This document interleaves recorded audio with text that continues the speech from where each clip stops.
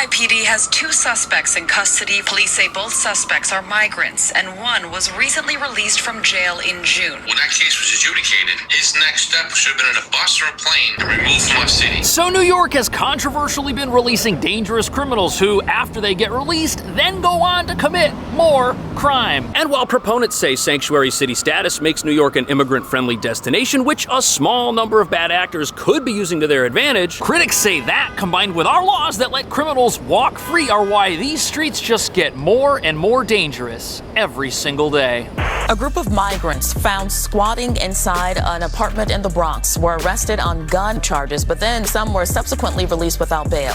Authorities say they were part of a heavily armed group of migrants. 6 were set free by a judge while the other 2 were being held due to prior arrests. But some of those 6, they also had prior arrests. Tonight, the new warning from law enforcement that among the record number of migrants that have crossed into the U.S. are members of a Venezuelan street gang. NBC News learning there are more than 100 Homeland Security investigations involving suspected members of the Venezuelan gang Tren de Aragua. You're arresting these people, but obviously it's not preventing them from committing more crimes. I am clear that we need to look at our laws that allow a person not to be turned over to ICE after they serve their time for a violent felon. You told them to come, man, Adams. Let's like everybody, we're not gonna let none of the Democrats off the hook who were saying they had sanctuary cities and they were saying, come on in. Now, not only were there guns in this home behind me, all of these illegal activities happened right across the street from a school.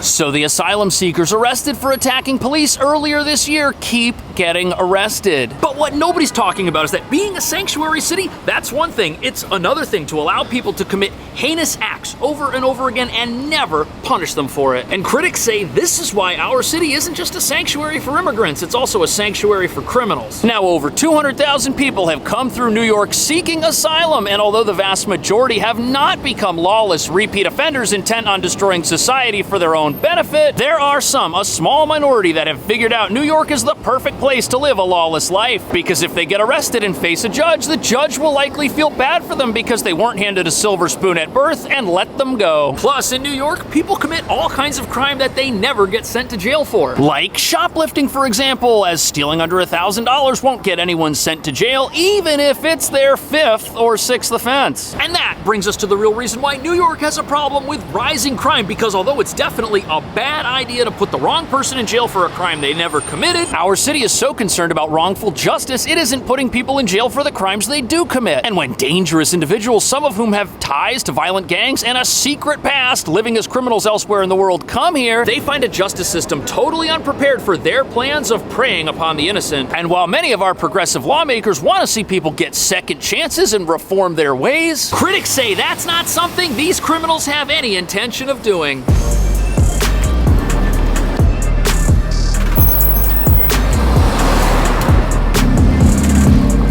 So as you're about to see, New York City is caught between a rock and a hard place when it comes to crime, because we've got this idea that the bad people out there doing bad things, they're not actually bad people. No, they're great people who've just temporarily lost their way and just need one more second chance. But critics say we're giving people so many second chances that they're not actually learning any lessons here, which is why they keep wandering our streets, terrorizing our city. And this the guy with the chain told this guy to attack me with the bike tire. He attacked me with the bike tire and ran away from the NYPD, and he got in my face today when I asked for police escort to be able to film safely a football field away. So the man in this video, his name is Daniel Hernandez, and 1 year ago he was arrested for the 6th time for committing 14 crimes in just 2 months. His first 2 months in New York. And apparently this individual is still in New York a year later and has not yet been deported. Which is surprising to many because the things he did to wind himself up in the back of a police car are shocking. He was arrested twice for shoplifting, released each time, then arrested again for criminal possession of a weapon while shoplifting and released. Then he was arrested for assault. Those charges were dropped. Then he was arrested for stealing bicycles in Times Square, also released. And he was also arrested for assaulting the police while being being treated for free at Beth Israel Hospital. But here's where things get bad, because a year ago, ICE requested that New York City detain this person so that they could come get him off our streets for good. And you know what? New York City refused. Instead, they released him again, and he went on to commit even more crimes until he was rearrested by the police and now remains finally in New York City custody. And would you like another reason for why treating dangerous criminals this way is a huge problem? Among the record number of migrants that have crossed into the U.S.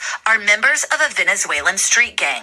NBC News learning there are more than 100 Homeland Security investigations involving suspected members of the Venezuelan gang Tren de Aragua. So the problem is that many of the people that are now coming here and are getting second chances, they've already had second chances offered to them by other governments in other parts of the world. Yet now they're here in New York because it's a sanctuary city that's going to protect them from federal immigration authorities. And they get here by claiming to be asylum seekers who are fleeing poverty and persecution so they can get placed in one of the city's shelters, where they'll have access to health care and other necessities like food and clothing because of our generous humanitarian safety net. But unlike the majority of asylum seekers who are here seeking a better life, these gang members, they don't want a better life. Well, that's not true. They do want a better life, but their definition of better means a place where they can commit more crimes that they can get away with. And as it turns out, our justice system is dead set on giving these individuals unlimited second chances, which is exactly what happened in the case with this man right here, who was arrested after attacking police in Times Square and has just been rearrested for shoplifting. And shockingly, he was arrested for stealing $1,300 worth of cosmetics. Now, what does a guy like this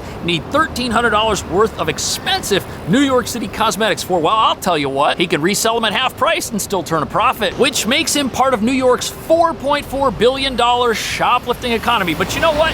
This was his 7th shoplifting arrest. That's crazy. And in what world does releasing a person 7 times for doing the same thing teach them any lesson? This is the question many are asking when they see how long someone's rap sheet is after realizing that person still has their freedom. But even though New York City has been sympathizing with and protecting its criminals for years now, the recent asylum crisis has many people starting to wonder if that's still a good idea, as if it ever was in the first place. The NYPD's Assistant Chief Jason Savino tells us they often know very little about the gang members. I've heard it referred to almost as a ghost criminal. Everything about that individual could potentially be misrepresented. And why does that make them? Now, everyone knows that New York very proud of its sanctuary city status. For years, this was looked at as a badge of honor, a symbol of resistance to an immigration system many of our leaders here feel is unjust and doesn't have the best interests of the country in mind. However, this is now a big problem because there are some facts about world events and U.S. immigration that fly in the face of New York's sanctuary city prominence. First of all, Venezuela is a communist country experiencing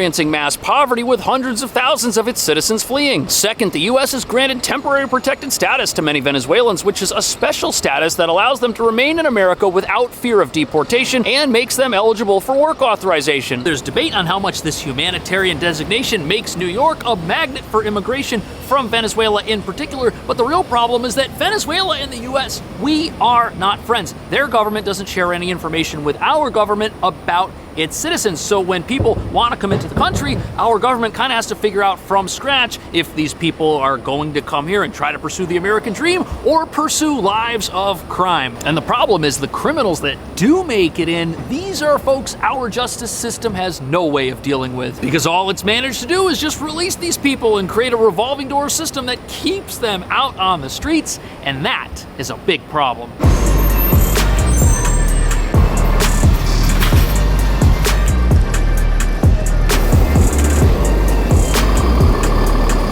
This right here is the Stewart Hotel, one of the city's shelters for asylum seekers. And there are many ways world affairs supersede what New York City might want as far as national immigration policy that it tries to have happen right here with its sanctuary city policies. But now many people, including our mayor, are speaking up about the disaster this legal form of activism is creating here in New York. Yet our lawmakers who could legislate something that fixes all of this don't seem to care. NYPD Chief of Patrol John Schell says New York's sanctuary city laws should be amended to allow the NYPD to collaborate with ICE, Immigration and Customs Enforcement, when a migrant is convicted of a violent crime. Most of them are here for the American dream, but there's a small portion that are not. We don't care what your status. So that was New York City's chief of patrol, and he's got firsthand experience dealing with these violent criminals who now benefit from legal protection, as our city does not allow the police to tell federal immigration authorities when they've got people like this in custody. Which is exactly what happened a few months ago when dangerous squatters who were part of a gang took over an apartment in the Bronx. The landlord had lost so much rent from these people that he was afraid he would lose his property. Not only that, they were terrorizing the neighborhood with weapons. And not only were these violent gang members, they were wanted by ICE, who did come into the city and get them off the streets eventually. But you know how they did it?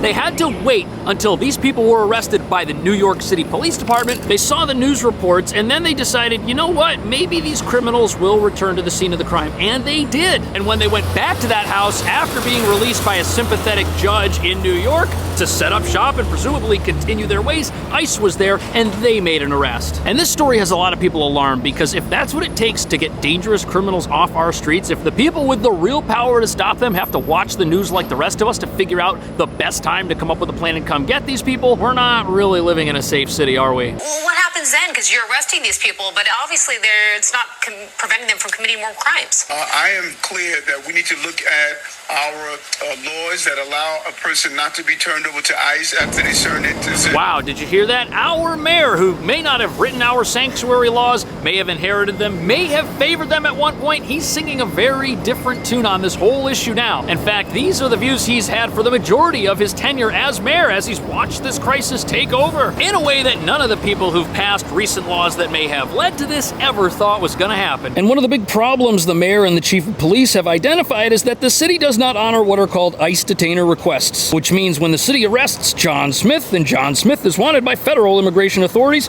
ICE will contact the NYPD and say, hey, hang on to this guy so we can come get him. But the NYPD is prohibited from doing that. Oftentimes, these people get released, especially if they're arrested on something that's not jailable, and then they can go back to wherever it is they are residing. Which sadly means that we would be stuck with many of these criminals forever if people at ICE didn't take matters into their own hands and come pick them up, even though the city itself has been trying to hold on to them. And remember how Venezuelan gang members have been sneaking into America? Well, there have been reports that these gang members have been openly recruiting new members among the city's asylum seeker population inside the very shelters where many of these people are living. Which means not only has the criminal underworld discovered a vulnerability in America that they can exploit, they're exploiting it at a rate that nobody in New York ever expected would take place. But the problem is, as much as our mayor and other leaders have realized we've got a combination of laws here that are leading us off a cliff, there's nothing the mayor can do to change any of it because it's the law, and he doesn't write the law. You look at these locations, you're having 3,000 to 4,000 people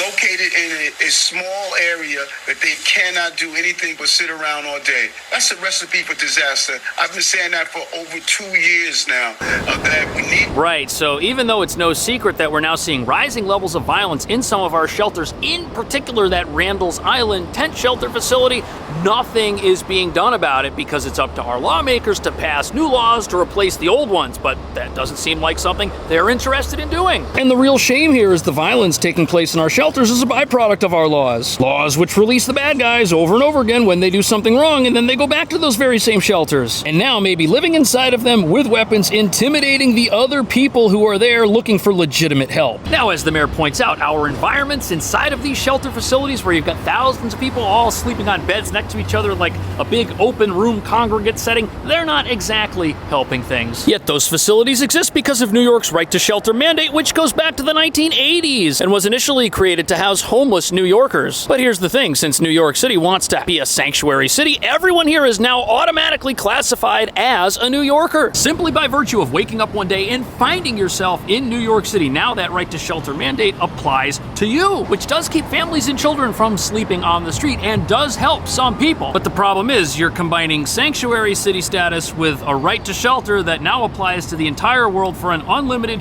period of time, and we've got laws that do not protect the innocent from criminals who come in here and exploit them. That's the real issue that we've got, because we haven't been able to stop the bad guys from coming in here and doing bad things. And for some reason, there's no rule in New York that if you commit violent crime, you don't somehow forfeit your right to shelter. There's no consequence of your behavior tied to that right. I can't stop buses coming in. Federal law doesn't allow me to do that. City law tells me I have to feed 3 meals a day, house them, educate 40,000 children. City law also states that I cannot have them removed when they commit a crime. I can't break the law to fulfill the law. We need to look at these laws. So as much as Mayor Adams is definitely New York City's figurehead, and as much as he does end up taking the blame for this crisis, he's fighting against it as best he possibly can, given the limited resources he actually has. And now the mayor is between a rock and a hard place because he can't just roll back laws that were passed before he became mayor. He has to obey them. And some people say, oh, we wish a mayor like Rudy Giuliani would come back and save New York. But how effective would he really be in a city that